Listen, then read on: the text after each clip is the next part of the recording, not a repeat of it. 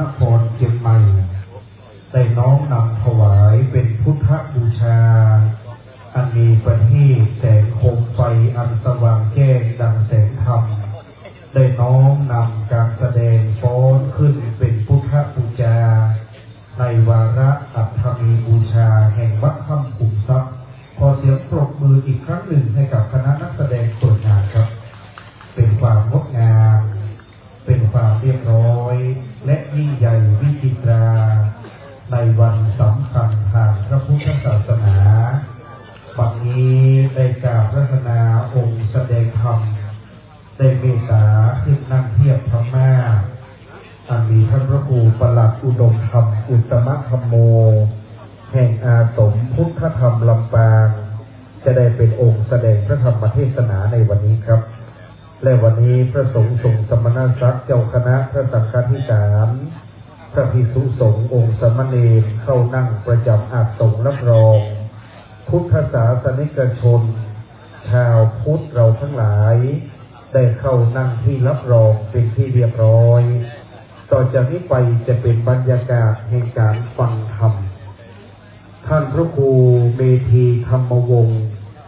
เจ้าคณะตำบลใหม่พัฒนาธรรมยุทธได้จัดพิธีการวันอัฐมีบูชาจำลองเหตุการณ์พุทธประวัติครั้งเมื่อถวายพระเพลิงพุทธสรีระที่เมืองกุสินาราเมื่อ 2,500 กว่าปีก่อนเพื่อให้ชาวพุทธได้ทราบได้เรียนรู้ถึงพุทธประวัติและได้ประกอบพิธีการอันเป็นการทำความดีละเว้นความชั่วทำจิตใจให้ผ่องใสและนำธรรมะสู่สาธุชนครับ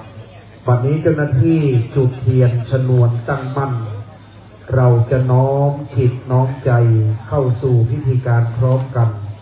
เจ้าหน้าที่ชนวนเตรียมความพร้อมที่เราจะประกอบพิธีการในการฟังเทศน์โดยในการบัดนี้เราจะเป็นการจุดธูปเทียน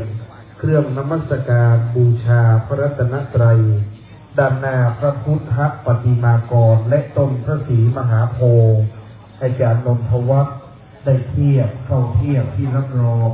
เพื่อจะได้ขอกราบอาราธนาท่านอาจารย์พระประหลัดดำรงรักธรรมปาโล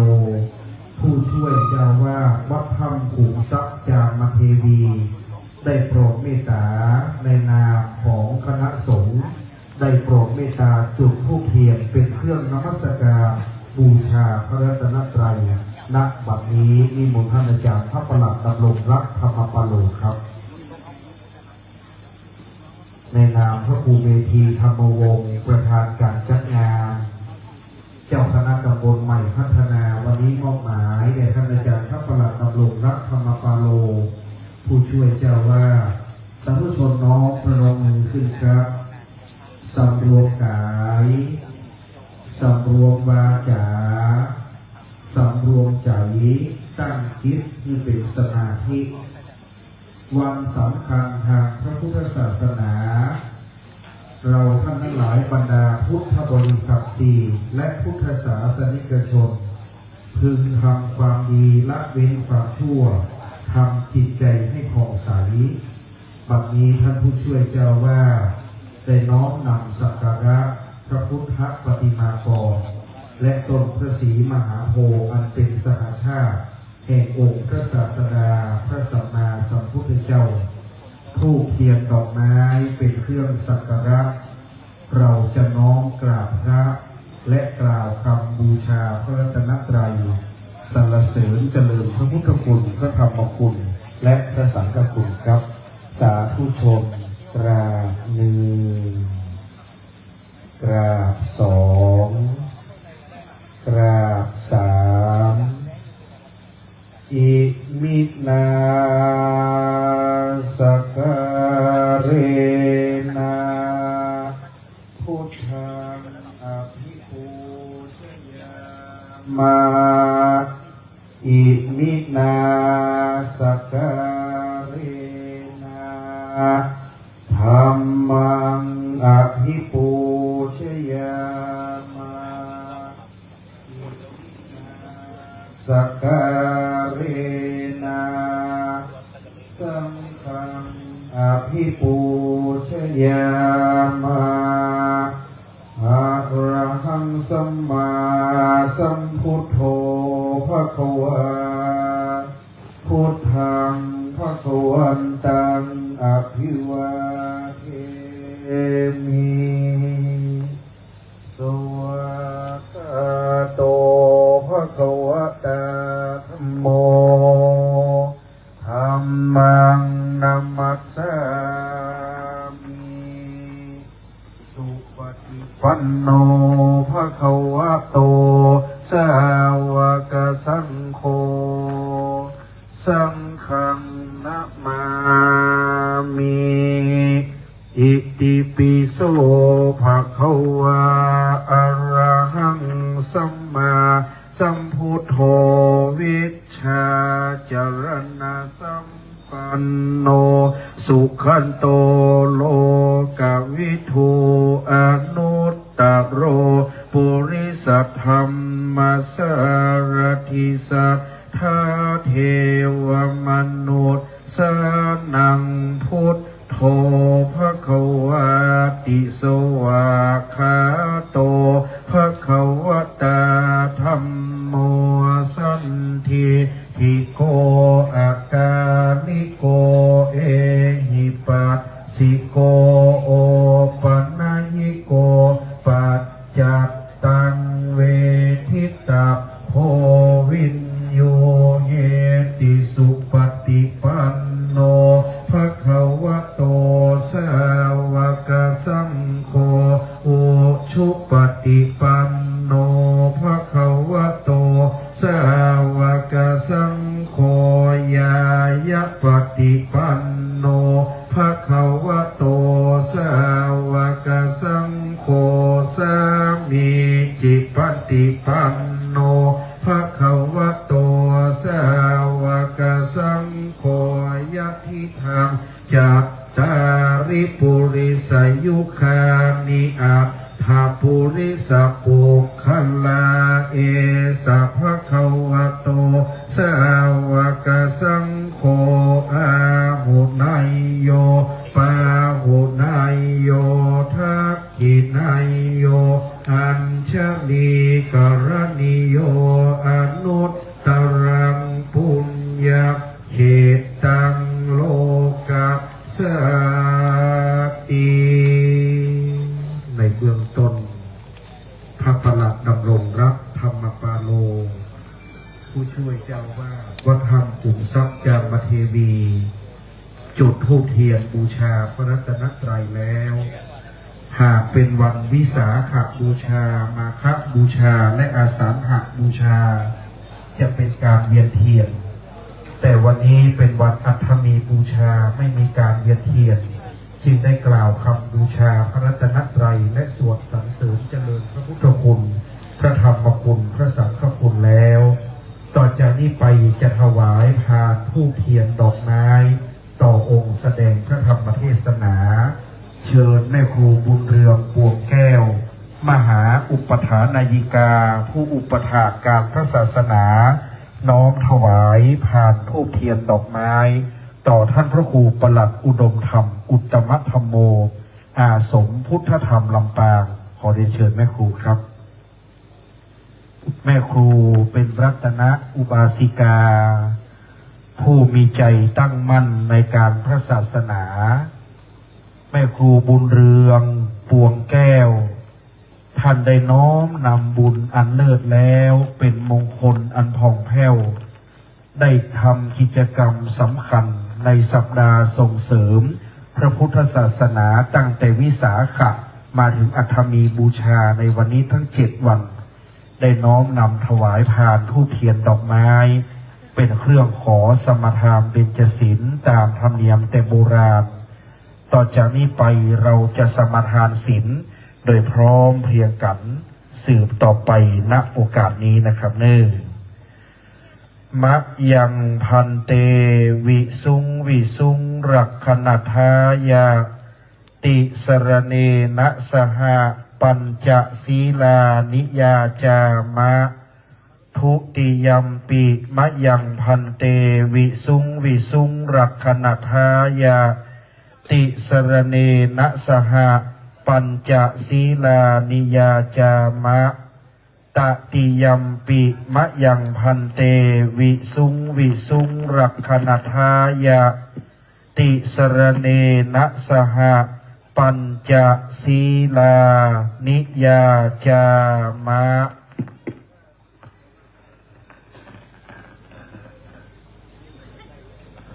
เมื่อตะกี้นี้พิธีกรบอกว่าจะสมาทานศีลระเบียบพิธีการขอศีลให้ศีลรับวันนี้เป็นวันอีกวันหนึ่งบรรยากาศของการมาร่วมบำเพ็ญบุญเป็นพระพุทธชาแบบนี้ไม่ใช่มีบ่อยนักอาตมาภาพปราบปลื้มใจในนามคณะสงฆ์เหล่าพุทธบริษัทอยากจะให้บรรยากาศนี้เป็นอะไรที่น่าจดจำไปอีกนานญาติโยมผู้เป็นพิธีกรเราไม่ใช้ตัวขยายเสียงแต่อาตมาภาพอยากจะฟังญาติโยมทุกท่านเปล่งวาจาดังๆตั้งนะโมสามจบแล้วไตรสรณคมแล้วพากันสมทานศีล5 ข้อเป็นแบบชาวพุทธที่เข้มแข็งจะได้ไหมเอ่ยเปล่งเสียงดังๆพร้อมกันพร้อมแล้วตั้งนะโม3 จบณ บัดนี้ดังๆพร้อมกัน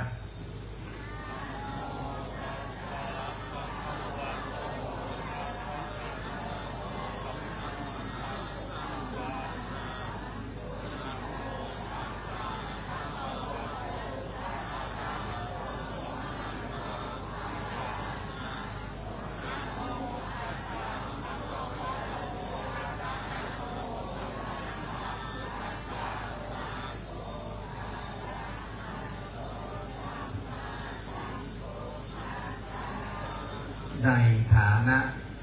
เคยเป็นพระอาจารย์พิเศษยังไม่ให้ผักดังพร้อมกันอีก3 ครั้งในวาระพิเศษเช่นนี้1 2 3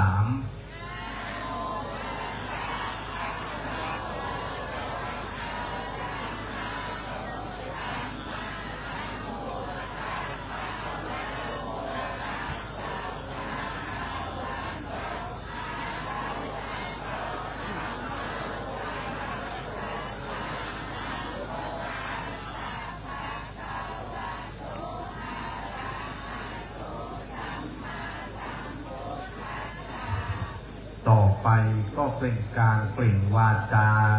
ถึงไตรสรณคมดังๆพร้อมกันดังเหมือนกับคุณโยมถูกรางวัลที่1แล้วก็เปล่งเสียงแบบนั้นเลย1 2 3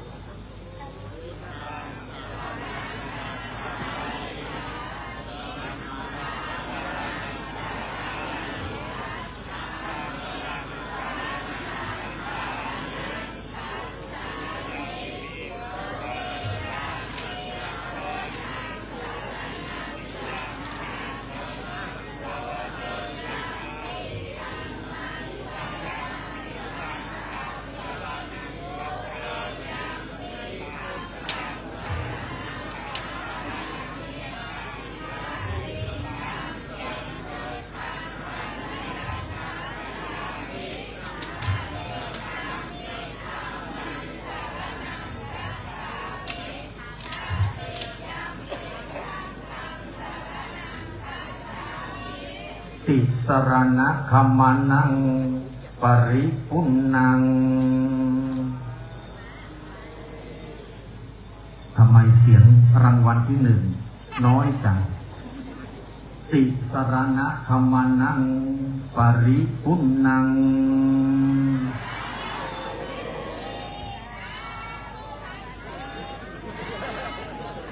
ปานาติปาตาพร้อมกัน1 2 3 4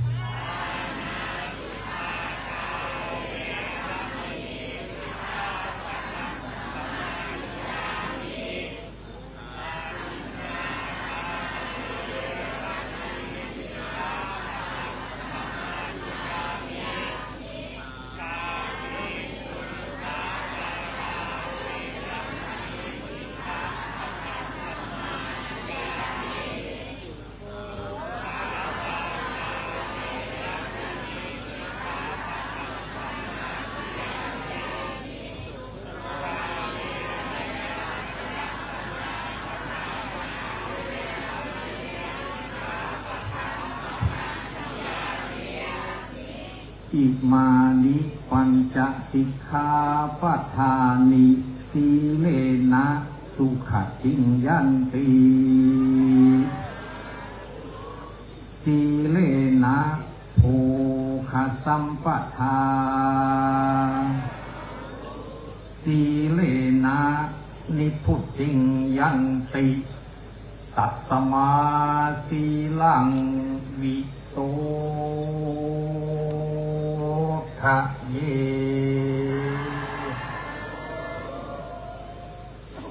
บรรยากาศ1 ปีมี1 ครั้งในวันอัฐมีบูชาเราสามารถที่จะเป็นชาวพุทธที่เข้มแข็งกันได้ ทุกๆครั้ง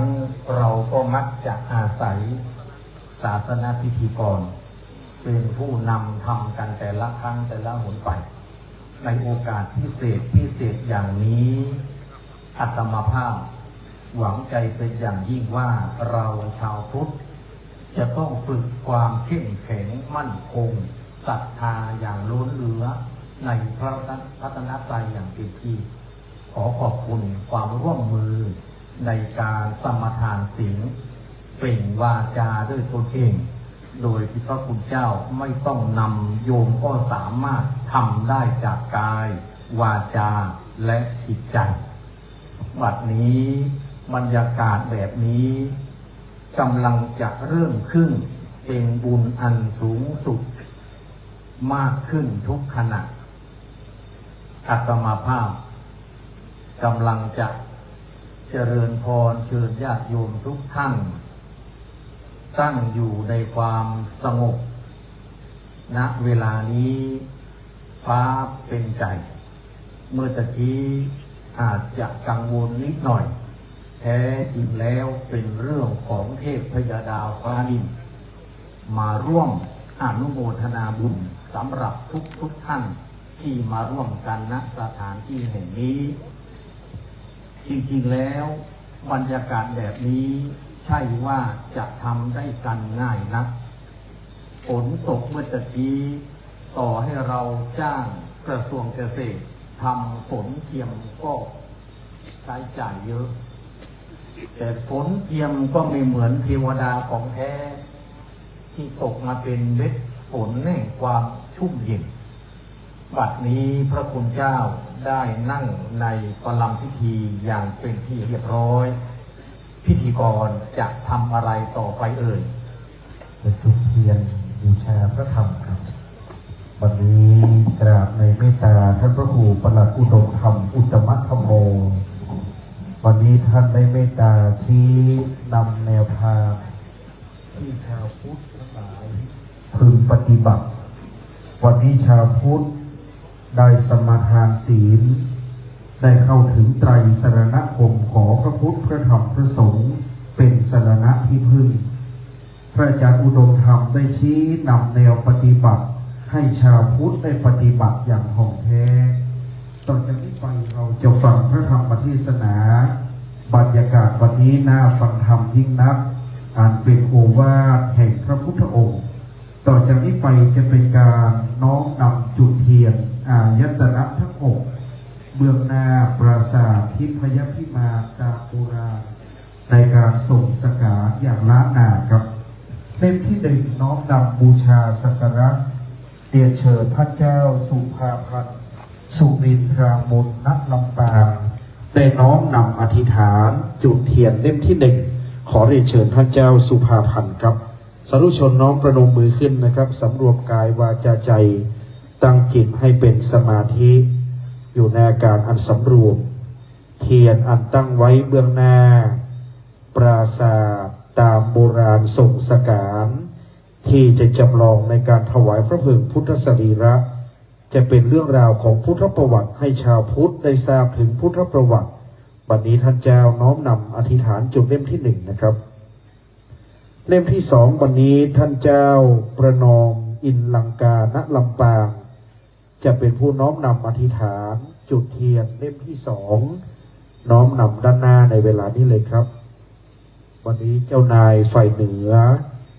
ในราชตระกูลณลำปางซึ่งท่านพระครูเมธีธรรมวงศ์นั้นหรือเจ้าตุชนาเมธท่านเกิดมาในราชตระกูลของเจ้านายฝ่ายเหนือณลำปางแห่งทิพยจักราธิวงศ์ณลำพูนณลำปางณเชียงใหม่ซึ่งเป็นลูกหลานแห่งพระบรมราชากวิละลูกหลานพระเจ้าหลวงติ๊บจ้างเจ้าสุรวะฤชัยสงครามน้อมนำให้เป็นพุทธานุสติธรรมานุสติสังขานุสติบัดนี้ท่านเจ้าสุภาพันธ์ณลำปางได้น้อมจุดเทียนเล่มที่หนึ่งท่านเจ้าประนอมอินลังกาณลำปางอธิษฐานเล่มถัดไปเรียนเชิญคุณประพันธ์วิวัฒน์มหาโรจน์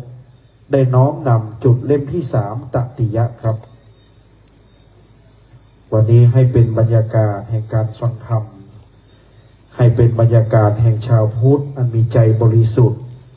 ทำความดีละเว้นความชั่วทำจิตใจให้ผ่องใสกอบกับพุทธประวัติที่เราจะได้ทราบที่เราจะได้เห็นได้เรียนรู้และได้เชิดชูทำนุบำรุงพระพุทธศาสนาต่อไปนะครับจากนั้นได้เชิญคุณธนยาท่านนนพัฒน์อุปถานายิกาประจำวัดถ้ำขุมทรัพย์ได้น้อมนำจุดเทียนเล่มถัดไปเชิญคุณธนยาท่านนนพัฒน์ได้จุดเทียนในลำดับถัดไปครับโยมผู้ใหญ่ของวัดถ้ำขุมทรัพย์นั้นล้วนมีความสำคัญได้รวมกันจัดโลงไว้ซึ่งพระพุทธศาสนาหากวัดถ้ำขุมทรัพย์มิจัดวันอัฐมีบูชาเราอาจจะหลงลืมไปก็ได้ว่านอกจากวิสาขบูชามาฆบูชาอสันหบูชาแล้วยังมีวันอัฐมีบูชาครับเพราะวันอื่นๆจะมีการเวียนเทียนแต่น้อยคนนักที่จะทราบถึงวันอัฐมีบูชาวัดถ้ำขุมทรัพย์จึงได้น้อมจัดพิธีการอย่างนี้ทุกปีครับเชิญคุณกวินศักดิ์ประกอบศิลป์ท่านผู้ใหญ่บ้านได้น้อมนำสักการะในลำดับเล่มที่5ครับท่านผู้ใหญ่กวินศักดิ์ประกอบศิลป์ได้เป็นผู้แทนของญาติโยมจุดเล่มที่5ในนามของผู้นำและเล่มที่6โบราณวัดเตียนจังก่อนเปิดโป่งพระเจ้าเข้านิพพานได้ส่งสการแคว้นมัลลกษัตริย์เมืองกุสินาราถวายพระเพลิงพุทธสรีระเมืองเฮาเปิดตามเตียนจังก่อนนั้นเชิญคุณวิทยวัฒน์อัจฉริยะชัตราน้อมนำเล่มที่6ได้เชิญท่านครับยึดถือหีดอย่างเขลางเวียงละกรลำปางไปจำลองเหตุการณ์ในพุทธประวัติย้อนไป 2,569 ปีพระพุทธเจ้าเลือกเมืองกุสินาราแม้จะเป็นเมืองน้อยในการแบ่งพระบรมสารีริกธาตุมีโทนพราหมณ์และมีสุภัททะเป็นพระสงฆ์รูปสุดท้ายที่พระองค์จะได้บวชและให้ปัจฉิมโอวาทที่กุสินาราที่ไม้หลังคู่ตอนถวายพระเพลิงที่มกุฏพันธนเจดีย์ดังนั้นจึงปรากฏในพุทธประวัติหลังจากวันวิสาขบูชาได้7 วันนะครับต่อจากนั้นจะเป็นการจุดเทียนส่องธรรมบูชาซึ่งพระธรรม เชิญคุณปราณีวงถาทิพย์ได้น้อมจุดเทียนส่องธรรมเบื้องหน้าธรรมาคุณปราณีวงถาทิพย์ท่านปวารณาไว้จะเป็นโยมอุปถาเป็นเจ้าภาพทายธรรมบูชากันเทศทุกปี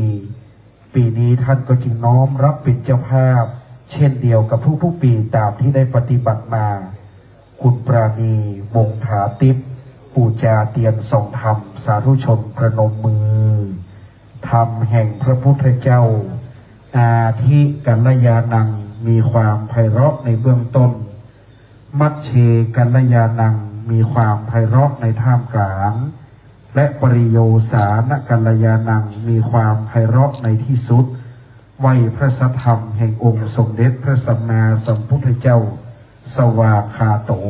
หากพระพุทธเจ้าเทศนาตั้งไว้ดีนักบัดนี้น้อมนำพระธรรมอันประเสริฐเป็นดุจดังประทีปแก้วเป็นแสงนำทางคือชาวพุทธและเวนยสัตว์ข้ามพ้นโอคะวัฏสงสารน้อมนำฟังธรรมพร้อมกันเป็นลำดับต่อไปครับพระมาจโลกาธิปติสหัมปติกตัญชลีอนาธิวรังอายาจทาสันติภาสตาประชาชาติกาเทเสตุธรรมังอนุกัมพิมังปัจฉัง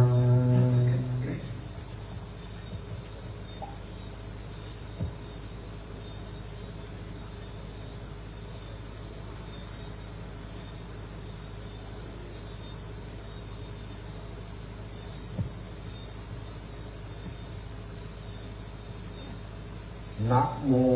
ตัสสะภะคะวะโตอะระหะโตสัมมา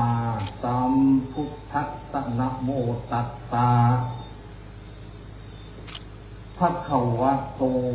อะระหะโตสัมมาสัมพุทธัสสะนะโม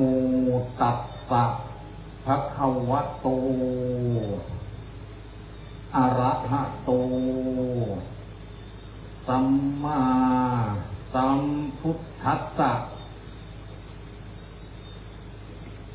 จิตเตสังกิริเถทุกขติปฏิกังขาจิตเตอสังกิริเถสุขติปฏิกังขาตี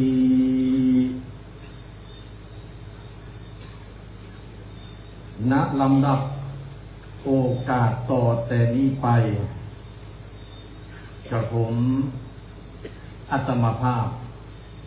จะได้รับและประธานแสดงพระธรรมเทศนาในวันอัฐมีบูชาประจำปีพุทธศักราช 2569 เพื่อเป็นการเฉลิมฉลองศรัทธาประสาทะความเชื่อความเลื่อมใสของท่านเจ้าภาพโดยมีท่านพระครูเมธีธรรมวงศ์อันเป็นประธานสงฆ์ณวัดถ้ำขุนทรัพย์จามเทวีศรีอารัมพังพร้อมกับท่านประธานเจ้าภาพพุทธศาสนิกชนเหล่าพุทธบริษัทจตุรทิศทั้งสี่ที่มาร่วมพร้อมใจกันจัดกิจกรรมอันพิเศษประจำปีนี้เพื่อเป็นการเทิดทูนบูชาองค์สมเด็จพระสัมมาสัมพุทธเจ้าในวันอัฐมีบูชาเป็นอัคนีบูชาแห่งไฟเพื่อจะเป็นประโยชน์แก่สาธุชนทุกท่านจะได้รับและประธานแสดงพระธรรมเทศนาพอสมควรแก่กาลเวลาสืบต่อไปท่านผู้เจริญในธรรมทุกท่านนึกไม่ถึงว่าวันนี้เวลานี้เราจะมีบุญญาลาภแห่งโอกาสการได้แสดงออกถึงความเป็นเหล่าพุทธมามกะ ที่ได้พากันจัดงานเฉลิมฉลองถวายไฟแด่องค์สมเด็จพระสัมมาสัมพุทธเจ้าแบบจำลองภาพขณะนี้อาตมาภาพนั่งอยู่ที่วัดถ้ำขุมทรัพย์จามเทวีศรีอลัมพางก็จริงแต่จิตใจลึกๆส่วนตนนั้นกำลังอยู่ที่สารวโนทยานเมืองกุสินารา และนึกถึงภาพของมกุพันธนเจดีย์ที่นั่นเกิดความซาบซึ้งศรัทธาอย่างเหลือล้นที่เราชาวพุทธเกิดมาพบพระพุทธศาสนาและได้ทำเวลานี้เป็นเวลาอันเป็นมงคลยิ่งของดวงจิตพระธรรมเทศนาในคืนนี้จึงได้ตั้งชื่อเรื่องว่าจิตดวงสุดท้ายเพื่อการรู้ตื่นและเบิกบานจิตดวงสุดท้ายเพื่อการรู้ตื่นและเบิกบานท่านผู้ฟังทั้งหลายเราจะได้อาศัยบรรยากาศกระแสแห่งการแสดงธรรมและการฟังธรรมไปพร้อมๆกันเพื่อเกิดประโยชน์อันสูงสุดแก่ดวงจิตของท่านทุกดวงจิตดวงสุดท้ายเพื่อการรู้ตื่นและเบิกบานจึงเป็นสัญญาแห่งธรรมที่เราทั้งหลายจะต้องจดจำและนำมาคิดพิจารณาทุกวี่ทุกวันจะเป็นการดีมากชีวิตหนึ่งได้พากันเดินทางจากวันแรกที่จิตปฏิสนธิในครรภ์ของมารดาแล้วก็เกิดชีวิตหนึ่งซึ่งมีการเป็นภวังคจิตในขณะที่ร่างกายนั้นเกิดสมบูรณ์ตั้งแต่วันแรกที่เกิดมาดูโลกเราอาศัยภวังคจิตประกอบกับร่างกายที่มีชีวิตประคับประคองให้ชีวิตนี้อยู่มาจนถึงณเวลานี้และท่านทั้งหลายเชื่อไหมว่าเมื่อเราหันหลังกลับไปจะมีใครอีกหลายคนที่ไม่สามารถจะประคับประคองภวังคจิตกับร่างกายให้อยู่รอดปลอดภัยคนเหล่านั้นที่อยู่เบื้องหลังของเราเป็นจุติแห่งจิตเรียกว่าจบเกมแห่งการมีชีวิตแต่เราทั้งหลายนั้นยังจะต้องเดินต่อไปในฐานะความเป็นบุคคลผู้มีบุญที่ยังมีชีวิตคิดได้พูดได้และทำได้แต่จะคิดอย่างไรพูดอย่างไรทำอย่างไรให้จิตดวงสุดท้ายก่อนจะจุติอย่างแท้จริงรู้ตื่นและเบิกบานท่านทั้งหลายขณะนี้เวลานี้เราทุกท่านกำลังอยู่กับปัจจุบันธรรมซึ่งปัจจุบันนี้เป็นโอกาสแห่งการที่จะบังเกิดสภาวะแห่งการบรรลุธรรมโดยที่ต้องสงสัยเมื่อครั้งอดีตที่ผ่านมาองค์สมเด็จพระสัมมาสัมพุทธเจ้าได้ทรงใช้บรรยากาศแห่งการแสดงธรรมสู่กระแสธรรมโดยเฉพาะกระแสแห่งจิตใจของสาธุชนเหล่าพุทธบริษัทให้บังเกิดการรู้ตื่นและเบิกบานได้บรรลุความเป็นพระอริยบุคคลในพระพุทธศาสนากิจกรรมภายนอกหากจะเปรียบเป็นเปลือกต้นไม้ก็ไม่ผิดแต่เปลือกต้นไม้นั้นสามารถดำรงรักษาแกนแก่นของต้นไม้ให้เจริญงอกงามได้ฉันใดวันอัคนีบูชาเป็นภาษาลูกทุ่งหมายถึงการบูชาไฟอัคคะท่าแห่งภาษามคธแปลว่าสภาวะที่คดโค้งบุกว่าไปตามกระแสแห่งลมนำมาแจกแจงเป็นอัคคณีอินีปัจจัยอิทธิลิง เราจึงมีศัพท์นี้เกิดขึ้นสมัยก่อนดั้งเดิมว่าวันนี้เป็นวันอัคนีบูชาหลายคนก็เข้าใจว่าตกลงเป็นวันอะไรกันแน่ถ้าเป็นภาษาลูกทุ่งก็จะเรียกว่าวันแห่งการถวายไฟถวายเพลิงถวายพระเพลิงแด่พระพุทธสรีระขององค์สมเด็จพระสัมมาสัมพุทธเจ้าเมื่อครั้งอดีตแต่วันอัฐมีบูชาถ้าแปลตามภาษามคธอัฏฐคำนี้แปลว่าการบูชาในวันแปดค่ำโดยเฉพาะอย่างยิ่งสมัยโบราณนั้นอาศัยจันทรคติแห่งการกำหนดวันเวลาวันสำคัญทางพระพุทธศาสนาส่วนมากจะเป็นวัน15 ค่ำและเป็นวันขึ้น15 ค่ำแต่หนึ่งในวันแรม8 ค่ำมีแค่1 วันนี้คือวันอัฐมีบูชาท่านผู้เจริญในธรรมทั้งหลายขณะนี้เวลานี้ปีนี้เราทุกท่านใช้เวลาของชีวิตไม่เปล่าประโยชน์ได้พากันมาร่วมจัดกิจกรรมพร้อมกันณวัดถ้ำขุนทรัพย์จามเทวีแห่งนี้ท่านทั้งหลายเมื่อย้อนไป 2,569 ปีที่ผ่านมาวันนี้ที่เมืองกุสินารายิ่งใหญ่นักจัดเป็นพระพุทธประวัติใครก็ตามถ้าไปอ่านตามคัมภีร์มหาปรินิพพานสูตรและไปอ่านดูในหนังสือปฐมสมโภชก็จะรู้ชัดอย่างแท้จริงว่าพระพุทธประวัติขององค์สมเด็จพระสัมมาสัมพุทธเจ้าในวันนี้เมื่ออดีต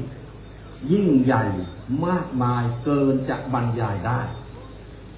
วันอัฐมีบูชาจึงเป็นวันเริ่มต้นของพุทธศักราชเมื่อทราบกันว่าองค์สมเด็จพระสัมมาสัมพุทธเจ้าประสูติทรงตรัสรู้และทรงเสด็จดับขันธปรินิพพานในวันเดียวกันคือขึ้น15 ค่ำเดือน6วิสาขมาสจึงจัดได้ว่าเป็นวันสำคัญยิ่งและเราก็ถือเอาปีสุดท้ายแห่งวิสาขมาสปีนั้นนับเป็นพุทธศักราชต่อเนื่องมาจนถึงทุกวันนี้ท่านทั้งหลายทราบไหมว่าจากวันนี้ย้อนหลังไป 2,614 ปี 2,614 พรรษาองค์สมเด็จพระสัมมาสัมพุทธเจ้าเมื่อครั้งที่ทรงตรัสรู้ในวิสาขมาสเดือน6ขึ้น15 ค่ำได้ทรงเสวยมุติสุขณพุทธคยาแห่งนั้นริมฝั่งแม่น้ำลีรัญชราเจริญพระวิมุตติสุขในการยืนถวายพระเนตรนั่งเป็นฝนตกหาใหญ่แล้วพญานาคนามว่ามุจลินก็บังเกิดความศรัทธาที่นั่นปรากฏเป็นที่มาแห่งแดนพุทธภูมิของการเสวยวิมุตติสุขวันนี้ครบ7 วันเต็มวันนี้เป็นวันที่อาจจะบอกว่าแสงสว่างแห่งพระธรรมปรากฏเกิดขึ้นในโลกก็ว่าได้ขณะที่องค์สมเด็จพระสัมมาสัมพุทธเจ้าทรงตรัสรู้เมื่อ 2,614 ปีที่แล้วพระพุทธองค์ทรงดำริในพระทัยว่าสัตว์โลกมีกิเลสมืดมนหนาทึบจะทำอย่างไรที่จะให้พระธรรมคำสั่งสอนสว่างในจิตใจได้จึงทรงคิดแล้วคิดเล่าว่าเราจะทำอย่างไรให้สัตว์โลกนี้มีแสงสว่างแห่งจิตใจแล้วก็ทรงย่อท้อต่อพระทัยว่าขนาดเราเองยังต้องบำเพ็ญบารมีตั้ง4 อาสงไขยอีกปลายแสนมหากัปแล้วสัตว์เหล่านั้นจะเป็นอย่างไรมีความคิดในพระฤทัยว่าจะไม่ทรงประกาศพระสัจธรรมคำสอนจะทรงดับนิพพานในขณะนั้นท่านทั้งหลายเชื่อไหมว่าท่านท้าวสหัมบดีพรหมในยุคนั้นอยู่ในวิมานไม่ได้ ต้องมากราบอาราธนานิมนต์ขอพระองค์จงทรงแสดงธรรมประกาศสัจธรรมความจริงแสงสว่างเกิดขึ้นในโลกแก่สาธุชนและเวไนยสัตว์พระองค์จึงทรงพิจารณาดอกบัวในแม่น้ำในลำน้ำในคลองบึงเมื่อพิจารณาในแหล่งสระน้ำทั้งหมดแล้วก็ทรงรับนิมนต์ของท้าวสหัมวดีพรหมว่าเราจะประกาศพระธรรมคำสั่งสอนสู่เวไนยสัตว์ที่สามารถนำเอาพระธรรมคำสั่งสอนนี้ไปสู่การรู้แจ้งวิเศษอย่างแท้จริงท่านผู้ฟังทั้งหลายเมื่อ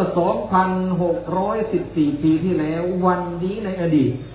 เป็นวันที่องค์สมเด็จพระสัมมาสัมพุทธเจ้าปักหลักอุดมการณ์แห่งการประกาศพระพุทธศาสนาเกิดขึ้นในโลกนี้และย้อนหลังต่อไปอีก 2,649 ปีที่แล้วท่านทั้งหลายต้องนึกถึงพระพุทธประวัติว่าวันนี้เป็นวันที่องค์สมเด็จพระนางเจ้าสิริมหามายา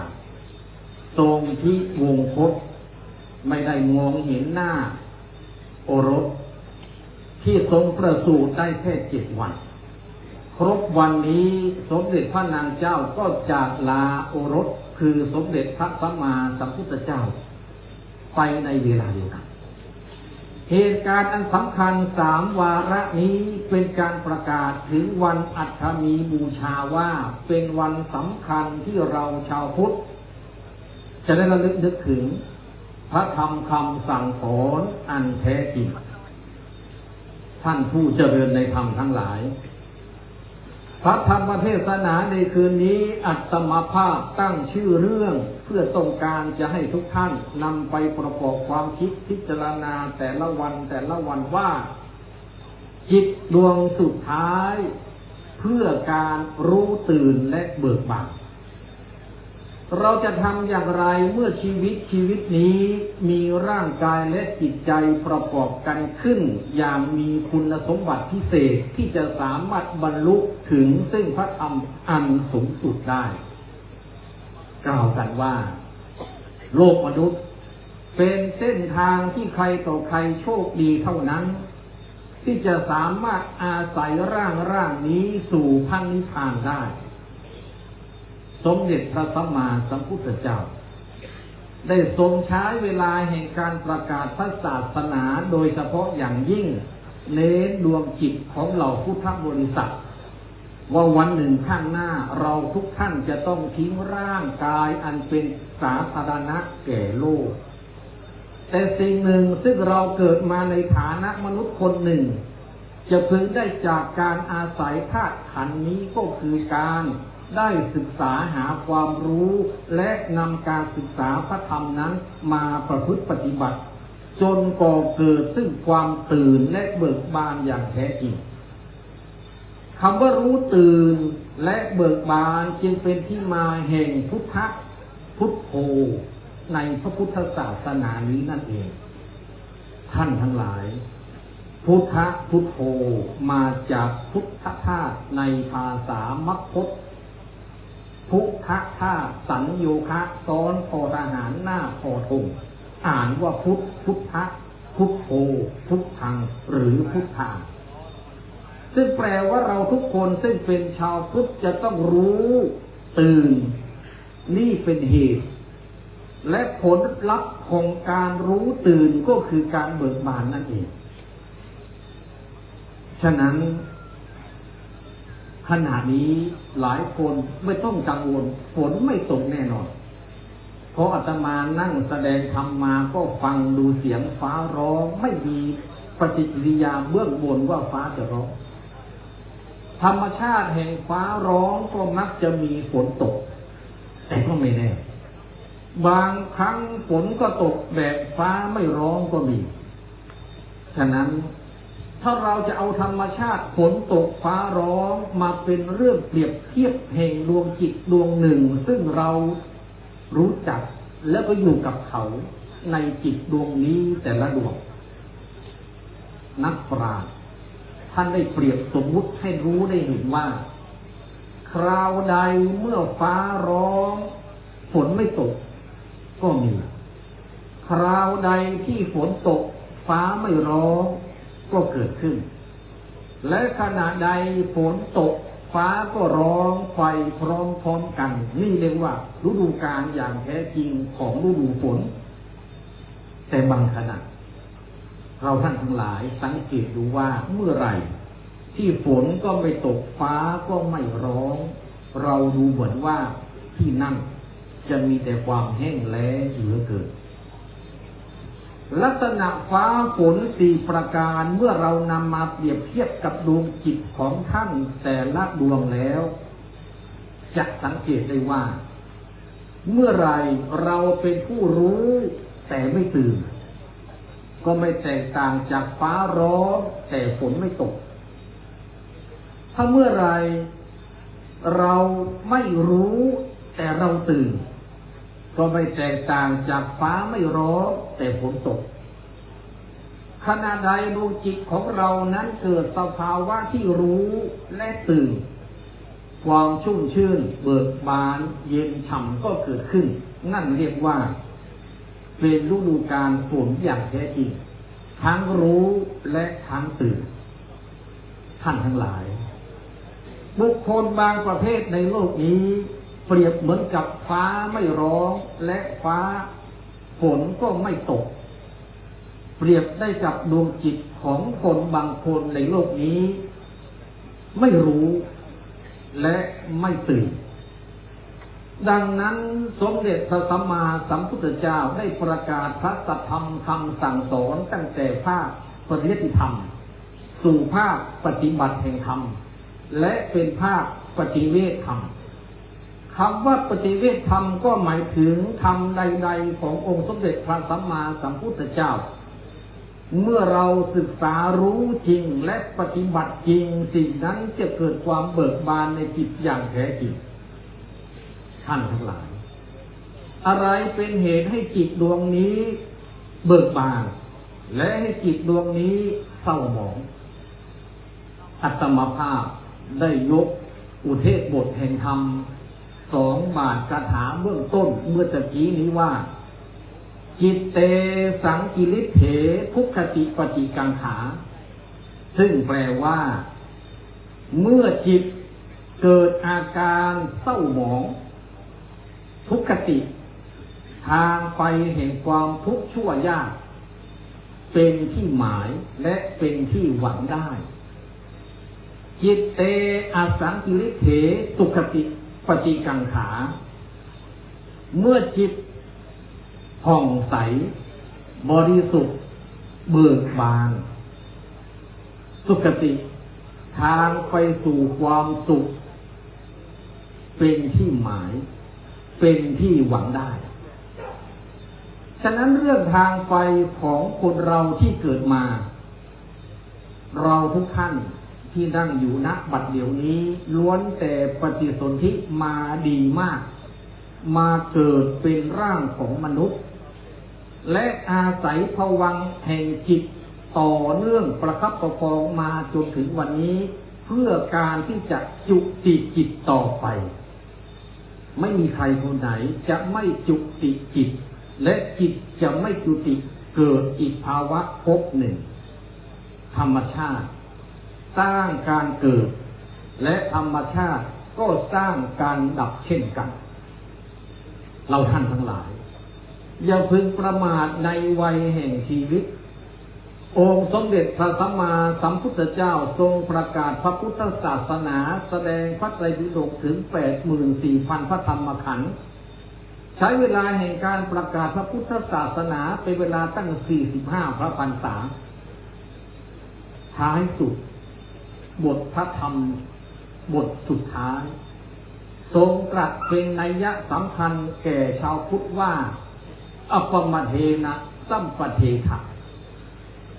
เป็นบทส่งท้ายก่อนจะเสด็จดับขันธปรินิพพานโดยอาศัยนิโรธสมาบัติเป็นการเจริญเสด็จดับขันธแบบสมเด็จพระสัมมาสัมพุทธเจ้าทุกพระองค์ ที่อาศัยการกำหนดจิตเป็นเวทยิตนิโรธค่อยๆดับไปตามลำดับแห่งลมหายใจสุดท้ายทรงตรัสพระธรรมคำสั่งสอนบทนี้ว่าอัปปมเทนะสัมปเทถะจากนั้นพระองค์ก็ทรงพระบัณฑิตและอาศัยในยักษ์แห่งสมเด็จพระสัมมาสัมพุทธเจ้าทุกพระองค์ได้อาศัยกำหนดลมหายใจผ่อนสั้นลงจนดับโดยอัตโนมัตินี่เรียกว่าดับโดยนิโรธสมาบัติท่านผู้เจริญในธรรมทั้งหลายเมื่อเราทราบว่าเหตุแห่งจิตที่เศร้าหมองนำไปสู่ผลลัพธ์แห่งทุกข์คือนรกอบายภูมิเมื่อทราบว่าจิตที่ผ่องใสบริสุทธิ์นำไปสู่ผลแห่งการเสวยสุขในทิพยสมบัติมีโลกสวรรค์เป็นต้น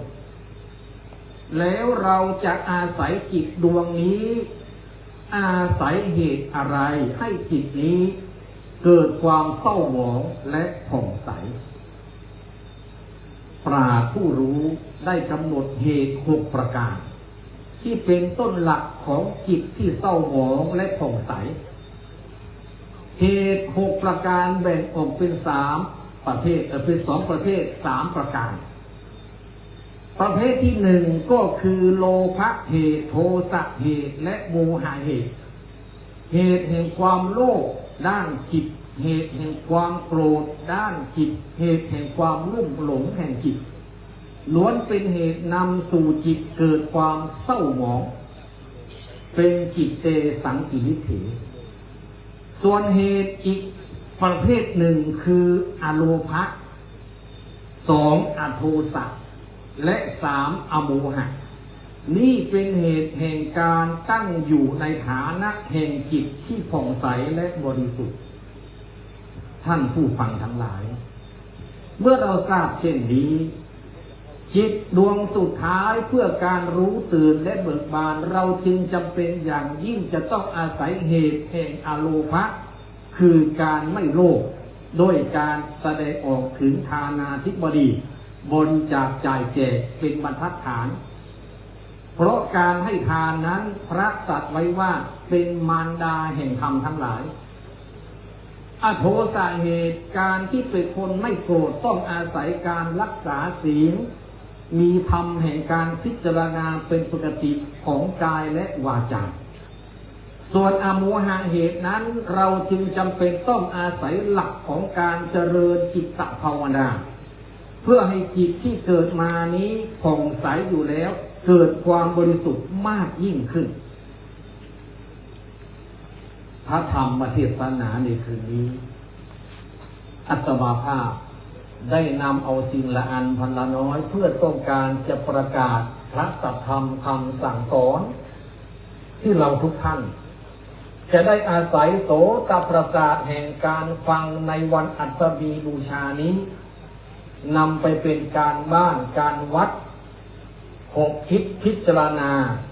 ถึงตัวเราเองว่าวันหนึ่งข้างหน้าเมื่อเราเกิดปฏิสนธิจิตเมื่อหลายปีก่อนอาศัยภวังคะแห่งจิตประทับประคองจิตนี้และร่างนี้อยู่มาจนถึงขณะนี้ท้ายสุด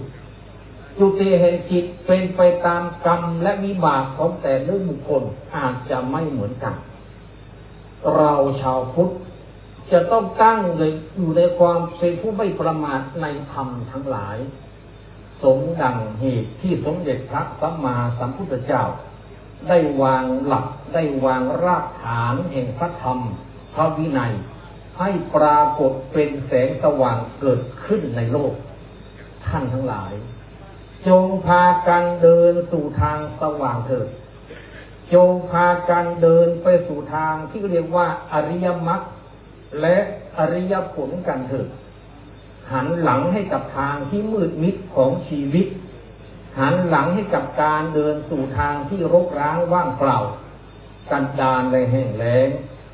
บัดนี้เราทุกท่านได้หันหน้ามาสู่กิจกรรมการบำเพ็ญบุญในวันอัฐมีบูชาอัตมภาพเชื่อเหลือเกินว่า ทางนี้เป็นทางสว่าง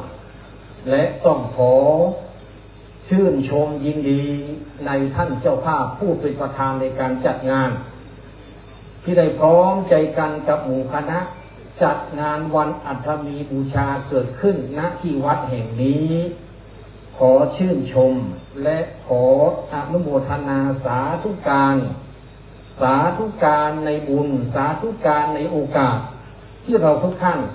ได้มาพร้อมใจกันทำกิจกรรมอันสำคัญในวันนี้พร้อมเพียงกันขออำนาจคุณพระศรีรัตนตรัยและสิ่งศักดิ์สิทธิ์ทั้งหลายในสากลโลกจงดลบันดาลให้ทุกท่านทุกรูปที่มีส่วนร่วมในการแสดงออกถึงการบูชาเทิดทูนพระพุทธคุณของสมเด็จพระสัมมาสัมพุทธเจ้าแม้จะเป็นการจำลองแบบก็ตามแต่สิ่งนั้นเหมือนดังของจริงที่ปรากฏเมื่อ 2,569 ปีที่ผ่านมาที่สุดของที่สุดแห่งบุญดังกล่าวขออำนาจสิ่งศักดิ์สิทธิ์ทั้งหลายจงปรากฏเหตุและปัจจัยส่งเสริมให้ทุกท่านทุกรูปจงเป็นผู้เจริญงอกงามไพบูรย์ในพระพุทธศาสนาตลอดกาลนานเทศนาปริโยสาเนในปริโยสารแห่งการแสดงปาฐกถาธรรมดังอัตมภาพได้ทำหน้าที่แสดงมาก็คิดว่าอาจจะพอสมควรแก่กาลสมัยจึงขอสมมุติยุติลงคงไว้ด้วยเวลาเพียงเท่านี้เอวังก็มีโดยประการฉนี้สาธุวันนี้ท่านอาจารย์พระครูประหลัดอุดมธรรมอุตตมธรรมโมอาสมพุทธธรรมลำปางแสดงพระธรรมเทศนาเนื่องด้วยวันสำคัญทางพระพุทธศาสนาวันอัฐมีบูชาของวัดถ้ำขุมทรัพย์จามเทวีประจำปีพุทธศักราช 2569 เลยครับต่อจากนี้ไปจะน้อมนำถวายเครื่องพยธรรมบูชากันเทศขอได้เชิญคุณปราณีวงศ์ถาทิพย์น้อมนำจตุปัจจัยเครื่องพยธรรมบูชากันเทศต่อองค์แสดงพระธรรมเทศนาเป็นลำดับต่อไปครับขอได้เชิญครับคุณปราณีวงศ์ถาทิพย์ได้ปรารถนาว่าจะขอเป็นเจ้าภาพทุกปีเป็นเจ้าภาพกันเทศในงานอัฐมีบูชาทุกปีของวัดถ้ำขุมทรัพย์ปีนี้ก็น้อมรับเป็นเจ้าภาพดังที่ได้เคยกระทำบำเพ็ญมาเป็นบุญกุศลของท่านเจ้าภาพได้น้อมนำถวายนะครับ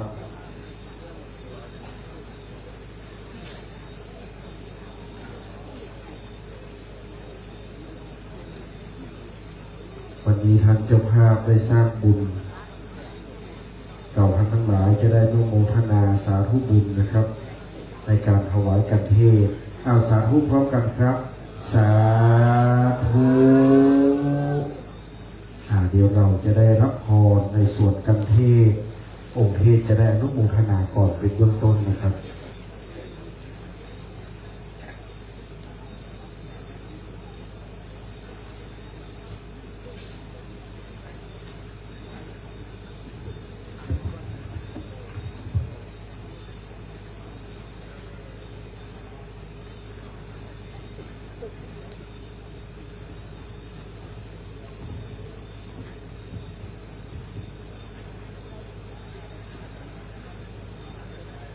ท่านสาธุชนทั้งหลายเราจะได้อาศัยดวงจิตดวงนี้ระลึกนึกถึงซึ่งพระคุณอันประเสริฐขององค์สมเด็จพระสัมมาสัมพุทธเจ้าไปพร้อมๆกันเวลาอย่างนี้โอกาสแบบนี้เป็นความทรงจำแห่งสัญญาธรรมและเมื่อไรที่เราทุกท่านพัฒนาสัญญาเจตสิกอันเป็นโสภณะแห่งธรรมเจตสิกนั้นเราก็จะเกิดปัญญาเจตสิก แห่งการรู้ตื่นและเบิกบานอย่างแท้จริงเรียกว่าต่อให้ฝนตกมากแค่ไหนลมจะแรงมากแค่ไหนแต่อจลศรัทธาที่ไม่หวั่นไหวต่อบุญญาลาภ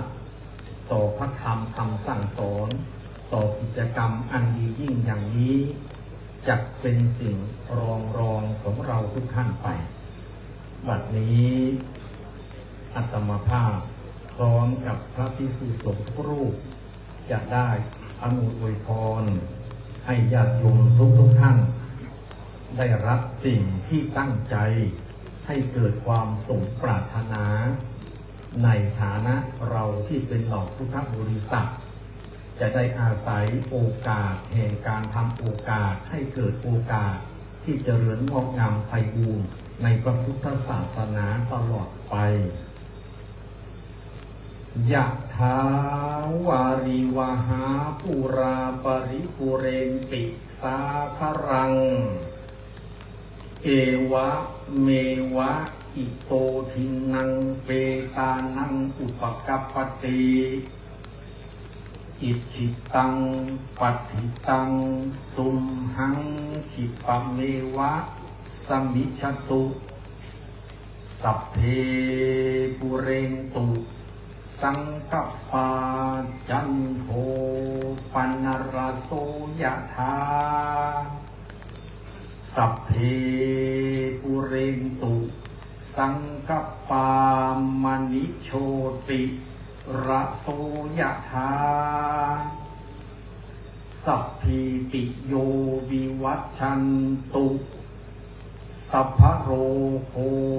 วินัสสตุมาเตภวัตวันตรโยสุขีทีคายุโกภวะอภิวาทนาสี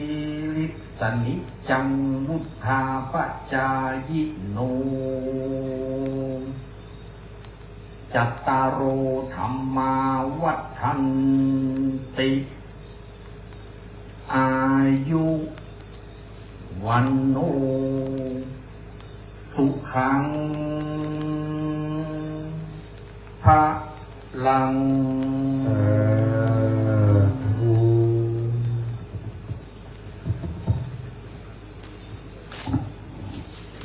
ท่านอยู่ในอาการสำรวมต่อจากนี้ไปจะเริ่มต้นการอัฐมีบูชากล่าวถึงพุทธประวัติและบอกเล่าเรื่องราวแห่งพระพุทธองค์ผู้เป็นพระศาสดาแห่งพวกเราทุกท่านน้อมนำตั้งใจครับ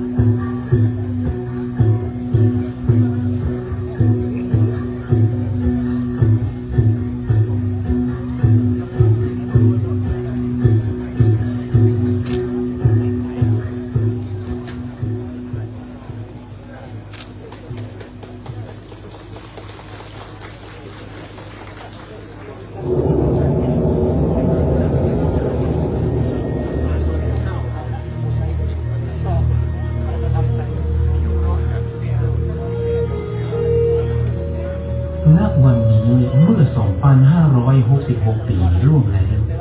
สมเด็จพระสัมมาสัมพุทธเจ้าตรัสรู้พระอนุตตรสัมมาสัมโพธิญาณห่วงสุดท้ายแห่งพระชนมวาลจะเสด็จดับขันธปรินิพพานด้วยแน่วแน่ในพระทัยพระพุทธองค์เสด็จจากพระนครปาวาหมายมุ่งหน้าเมืองกุสินาราเหนือพระแท่นศิลาอาสน์รัตนบัลลังก์ปางสีหสัญญาดับขันธปรินิพพานณการบัดนั้น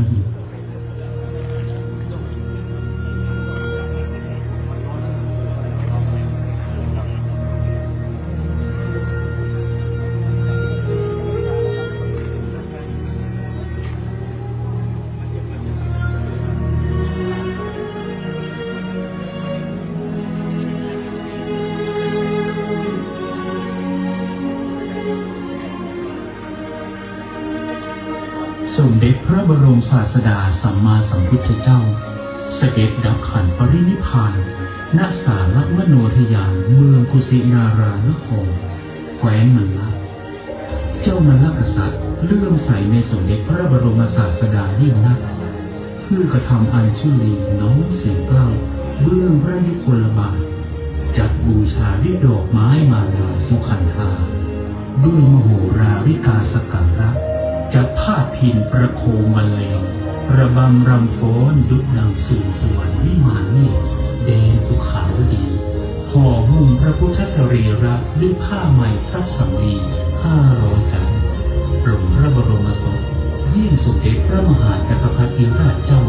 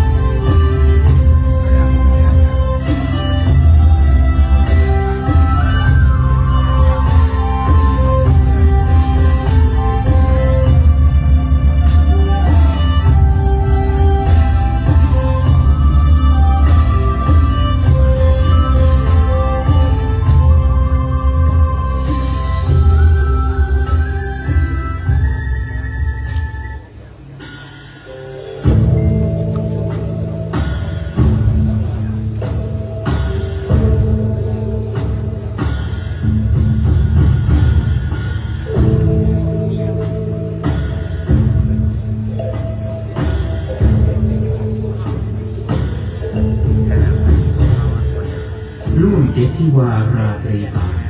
โลกธาตุทั้งสามเปิดอีกครั้งทั้งโลกมนุษย์โลกบาดาลและโลกสวรรค์มีการอาธมีบูชาพระสัมมาสัมพุทธเจ้า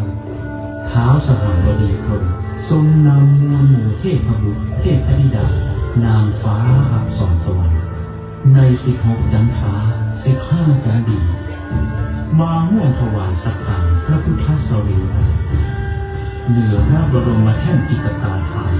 โน้มเสียงเก้ากระทำอัญเชิญประทักษิณานุวัตประทานด้วยศรัทธาและอาลัยยิ่งพระสงฆ์พุทธสาวกทราบข่าวการปรินิพพานต่างอาลัยพร้อมเพลงเสียงเกล้าวันทามิวันทาพระพุทธ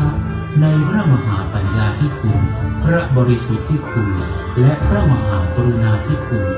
มหาอุบาสกมหาอุบาสิกาในบริษัททั้งสี่ของประธานโคตศรัทธาสาธุชนในจตุรทิศสถานนักเบื้องต้นได้บุรพาทิพย์กระทำสักการศรัทธาสาธุชนในทักษิณาทิพย์กระทำสักการศรัทธาสาธุชนในปัจฉิมทิพย์กระทำสักการศรัทธาสาธุชนในอุตรทิพย์กระทำสักการพระพุทธสรีระในการสมัยแห่งอาคมีบูชาพระเจ้าประชาติศัตรูมรกษัตริย์บาวามรกษัตริย์กุสินารากษัตริย์วิเชวีกษัตริย์สัตยะกษัตริย์ถุริยะกษัตริย์โมริยะและโคนพรามโน้มเสียงเกล้าอัญชุลีกองสักการะสิ้นบริบูรณ์แล้วแล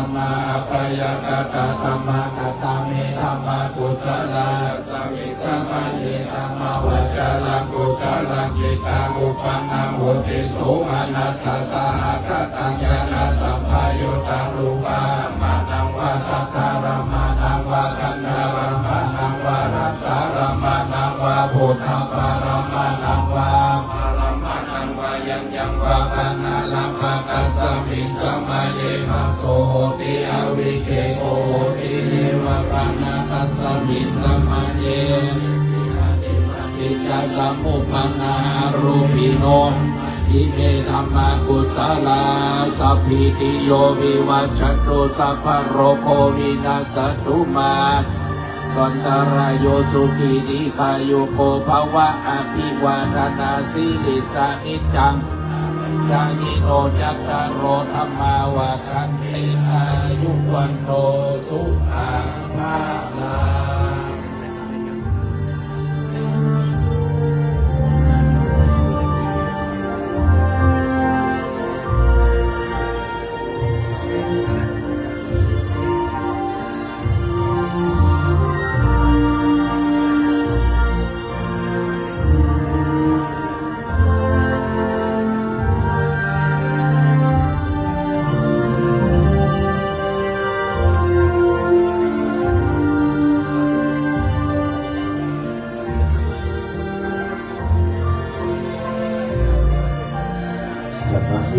พระสงฆ์หลวงพ่อเจ้าคณะอำเภอเกาะกาวัดสระดงลาได้เมตตานำพระสงฆ์ได้ถวายกรวยดอกไม้คู่เทียนท่านพระครูพิสุทธิ์พัฒนพิธานเจ้าคณะอำเภอเกาะกาท่านพระครูปริยัติพัฒนกิจเจ้าคณะอำเภอห้างชับพระครูอัมพวังสันติวัฒน์รองเจ้าคณะอำเภอห้างชับวัดลุ่งชุมท่านพระครูสิริสุตตาพิมลด็อกเตอร์เจ้าคณะอำเภอรุ่งหัวช้างวัดสุพรรณรังสีพร้อมโดยพระมหาเถระพระเถรานุเถระได้เมตตาถวายกรวยดอกไม้เป็นพุทธบูชาก่อนที่จะถวายพระเพลิงพุทธสรีระจำลองต่อองค์สมเด็จพระสัมมาสัมพุทธเจ้าครับเราสาวกพุทธบริษัทสี่ภิกษุภิกษุณีอุบาสกอุบาสิกา ต่างได้น้อมใจเป็นพุทธบูชาธรรมบูชาสังฆบูชาต่อองค์พระบรมศาสดาผู้เป็นที่ไว้ผู้ได้ก่อกำเนิดพระพุทธศาสนาและได้น้อมนำพระธรรมคำสอนเผยแผ่แก่วินัยสัตว์ทั้งปวง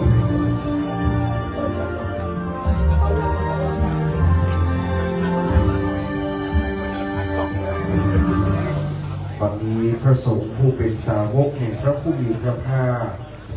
ได้น้อมนำถวายข้าวตอกดอกไม้ธูปเทียนเป็นพุทธบูชาต่อองค์สมเด็จพระสัมมาสัมพุทธเจ้าที่ร่วมกันกระทำบำเพ็ญขึ้นในวันอัฐบบูชาของทุกปีนะวัดธรรมขุมทรัพย์จามเทวีครับเป็นภาพที่เรา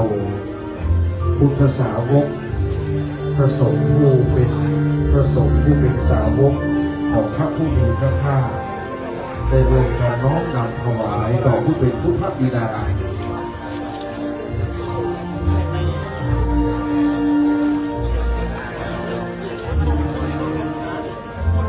เมื่อพระสงฆ์ได้เมตตาถวายดอกไม้แล้วจัดเชิญศรัทธาสาธุชนอันเป็นพุทธบริษัทอุบาสกอุบาสิกา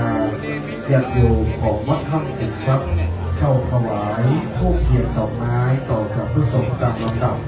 จะได้ขอนำโดยท่านแม่ครูบุญเรืองพวงแก้วคุณประณีมุขขาติพย์ท่านเจ้าสุภาพันธ์สุรินทร์กามนณลำปางท่านเจ้าประนอมอินลังกาณลำปางจะได้นำสาธุชนพุทธบริษัทอุบาสกอุบาสิกาเข้าถวายดอกไม้ธูปเทียนเป็นดุจดั่งดอกไม้จันทร์อันมีทรงกลิ่นหอมสุขันธชาติได้น้อมนำถวายต่อพระศาสดาเชิญสาธุชนเลยครับ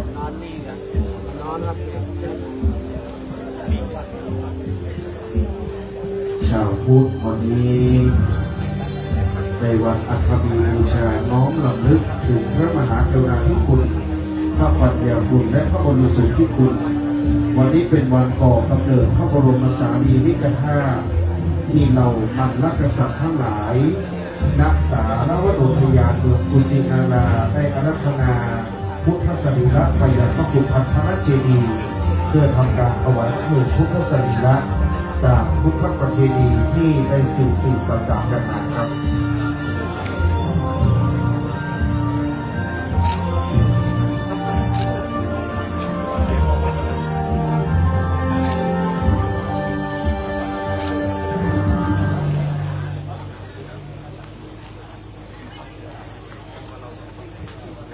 วันนี้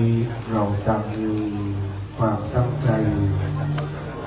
มีความพร้อมทั้งกายวาจาและใจตั้งใจให้บริสุทธิ์ผ่องใส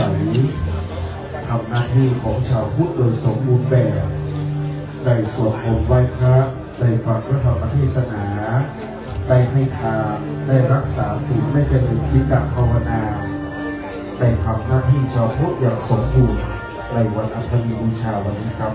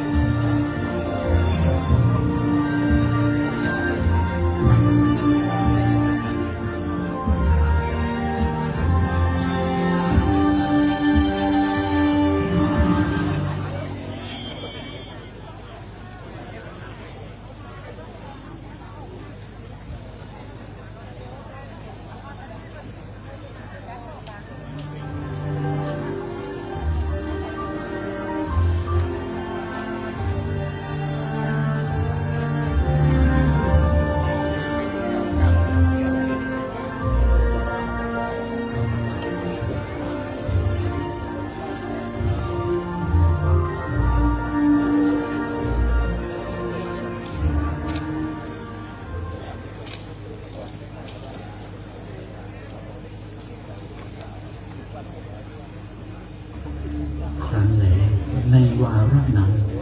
พระเจ้ามัลลกษัตริย์ทั้งเจ็ดมีมติร่วมกันคือที่สั่งปาโมกข์ประจำที่ทั้งสี่อังเจิญเพลิงพระราชทานน้องเสียงกล้าวทักขินาการ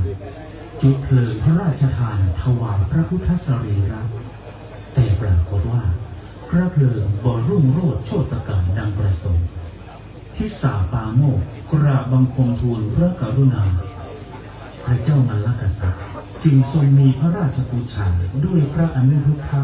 ประธานฝ่ายบรรพชิตว่าเป็นเหตุใดหรืออัศจรรย์ใจในโทษธรรมทิสาปาโมกข์ผู้บริสุทธิ์สะอาดส่งน้ำสามองค์ห่มผ้าใหม่และพุทธบริษัททั้งนั้นพระอนุรุทธะได้วิสัชนาว่าดูกระวาสิทะทั้งหลายด้วยประสงค์ในพวกท่านหนึ่งด้วยประสงค์เทวดาหนึ่งพระมหากัสสปะเถระและหมู่สงฆ์ซึ่งจาริกสู่กุสินาราเพื่อมาน้อยเสียงเกล้าเป็นเหตุให้พระเพลิงบนรุ่งโรจน์ได้แลในขณะที่ทุกฝ่ายปากันเอาใจจดจ่อรอการมาของพระมหากัสสปะและหมู่สงฆ์ในระหว่างการชีวโกมาลคัตหม่อหลวงในพระเจ้าพิมพิสารเดินทางกลับมาจากกุสินารานครถือดอกมณฑารกดอกไม้ทิพย์จากสวงสวรรค์อันจะหล่นลงในการตรัสรู้และการปรินิพพานเป็นสำคัญท่านผู้อาวุโสท่านมาจากเมืองกุสินาราท่านทราบข่าวพระบรมศาสดาฮ่องกงพระบรมศาสดาปรินิพพานล่วงได้7 วันแล้วเจ้าข้าพระมหากัสสปะเถระแจ้งในมัญญาจึงเร่งนำพาพระภิกษุเดินทางเข้าสู่เมืองกุสินารานครกระทำทักษิณากรรมเรื่องอัฐบริขารพร้อมหมู่สงฆ์กระทำอัญชุลีเรื่องบาทจิตตาธรรมน้องเสียงเกล้ากระทำอัญชุลีกรรมเกิดอัศจรรย์ด้วยประสงค์ของเทวดาพระเพลิงลุกโชนขึ้นมาเพราะพระมหากัสสปะเถระมีอาวุโสสูงสุดในหมู่สงฆ์สามซึ่งจะทำการสังฆายนาพระไตรปิฎก84,000 พระธรรมขันธ์ในการต่อมาพระเพลิงรุ่งโรจน์โชติการด้วยเดชะธาตุของพระพุทธองค์สังขารสิ้นทั้งอินทรีย์ในวันเสาร์แรมแปดค่ำเดือนวิสาขบูรณมีเริ่มปฐมบรมพุทธศักราช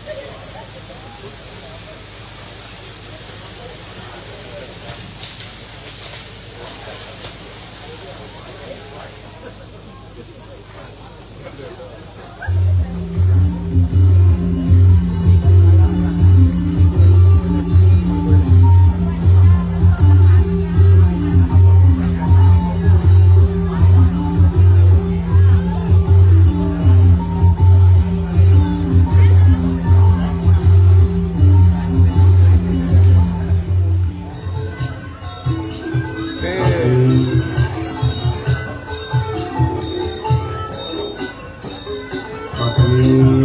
พระเจ้าได้เข้าสู่นิพพานเสด็จดับขันธ์พระปรินิพพานได้โปร่ง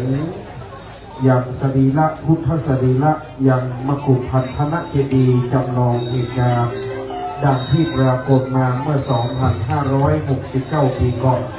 วันนี้พระศาสนาของพระองค์ยังรุ่งเรืองในบ้านเมืองนี้พระศาสนาของพระองค์นั้นจะอยู่ไปแห่ง5 ปันพระวสายังเหลือ 2,431 ขอพระพุทธศาสนารุ่งเรืองในเมืองล้านนาวัดคำขุมทรัพย์จากมันทีวีจังหวัดลำปางวันนี้การประกอบพิธีการถวายพระเพลิงพุทธสรีระจำลองและการรำลึกถึงพระพุทธคุณในวันอัฐมีบูชาประจำปี 2569 ได้เป็นที่ปริโยสารสำเร็จแล้วขอบคุณพระสงฆ์ทุกรูปที่ได้โปรดเมตตาในวันนี้ครับในนามของพระบูเมธีธรรมวงศ์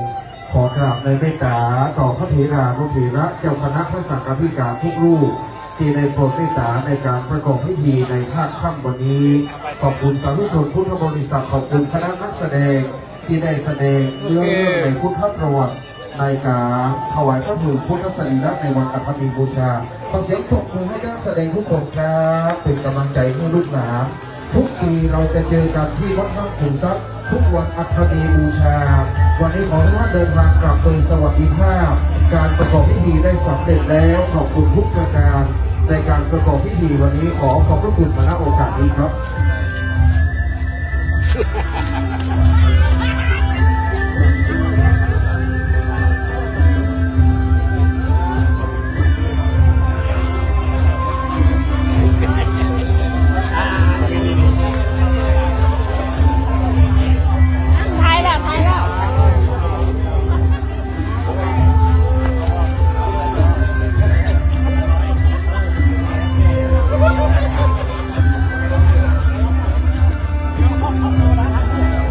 เชิญนักแสดงเลยทุกท่านก่อนนะครับเทวดามา นักแสดงเข้ามาใหม่ลูกนักแสดงเข้ามาใหม่ครับหนึ่งท่านเจ้าว่าพระครูเมธีธรรมวงศ์และคณะสงฆ์จะได้มีการร่วมบันทึกภาพอีกครั้งหนึ่งครับ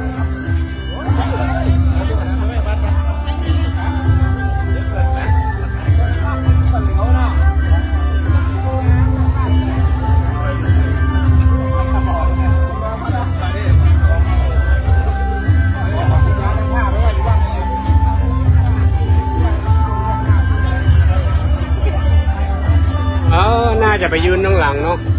ซ้ายบอกหรือเปล่าเย็นมืดอ่ะฮะซ้ายบอกที่ไปซ้ายบอกได้เลยตามสบายเอาเลย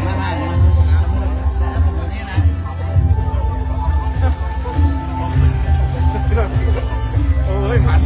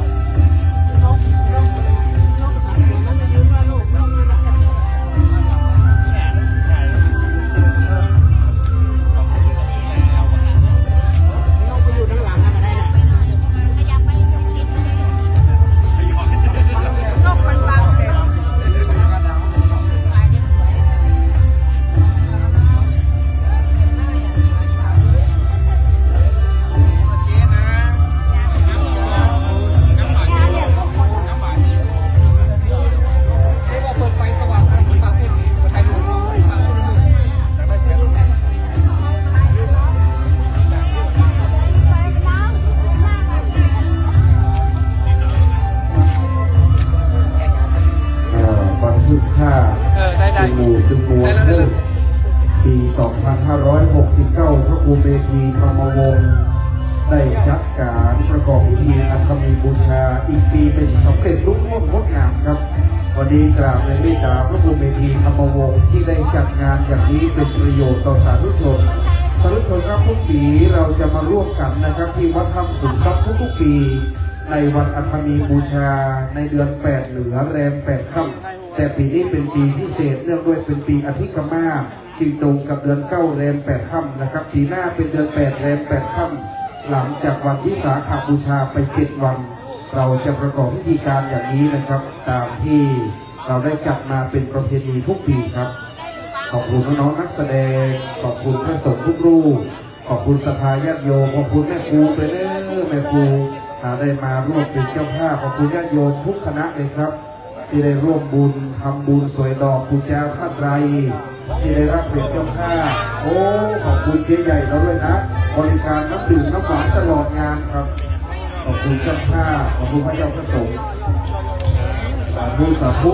ขอบคุณที่มานักแสดงขอบคุณเจ้าโตนักโทษที่เปิดเด้อขอบคุณนักแสดงทุกคนขอบคุณญาติโยมทุกท่านที่บูชาพระไตรหากใครต้องการตะกรุดผ้าคลองของหลวงพ่อเกษมไปที่โต๊ะกองอำนวยการได้นะครับยังเหลืออยู่ชุดละ100 บาทผ้าคลองหลวงพ่อเกษมเขมโก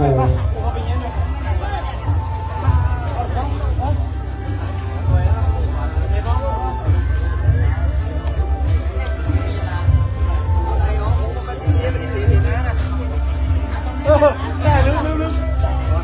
ทำที่วัน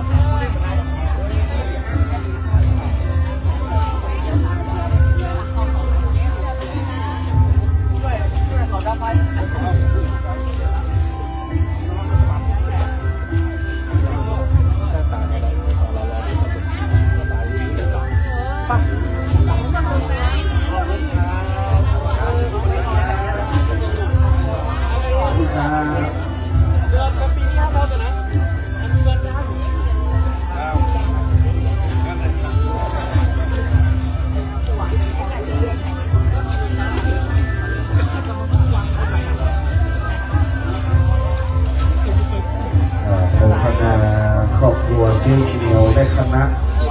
วันนี้มาจัดเต็มพิธีการขอบคุณเจ๊เหี่ยวได้มาร่วมโมทนาสาธุในการประกอบพิธีโอ้สวยงามครับสวยงามวันนี้เป็นนักแสดงเต็มที่เลยนะวันนี้นะ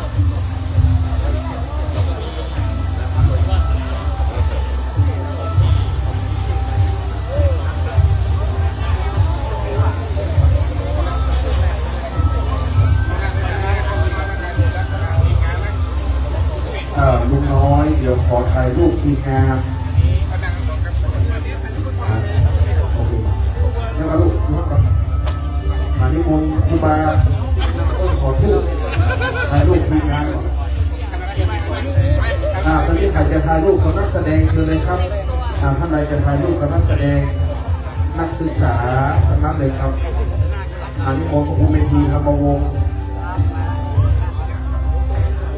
ได้ทราบถ่ายรูปกับคุณวันคุณลุงเต่าแต่คุณลุงไปคุณลุงเอาดิเราไปลองไปนักพิธีเดินได้ถ่ายรูปกันไป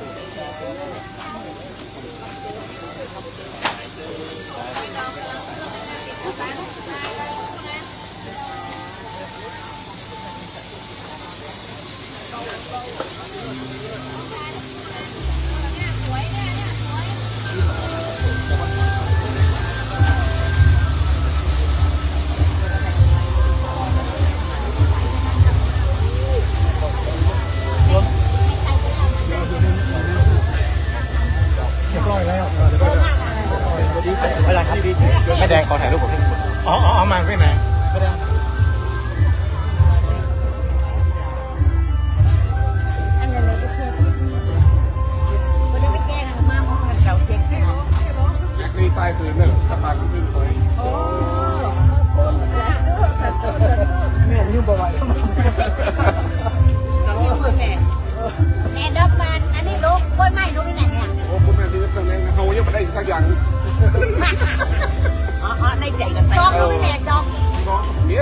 บูรณาการหมดละแม่บัดได้หนังแล้วเปิดก็ได้วะ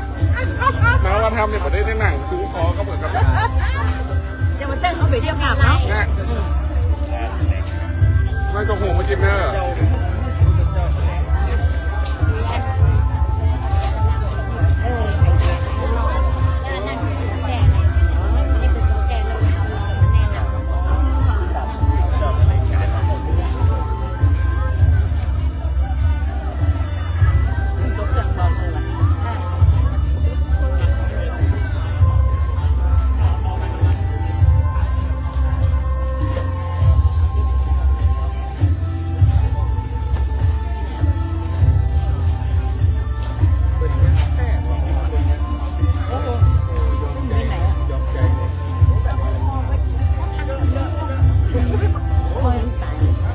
ขอบคุณแม่ครูและคณะเดี๋ยวปีหน้าเราจะเชิญกันนะครับปีหน้าก็มาอีก หน้าเรียนจ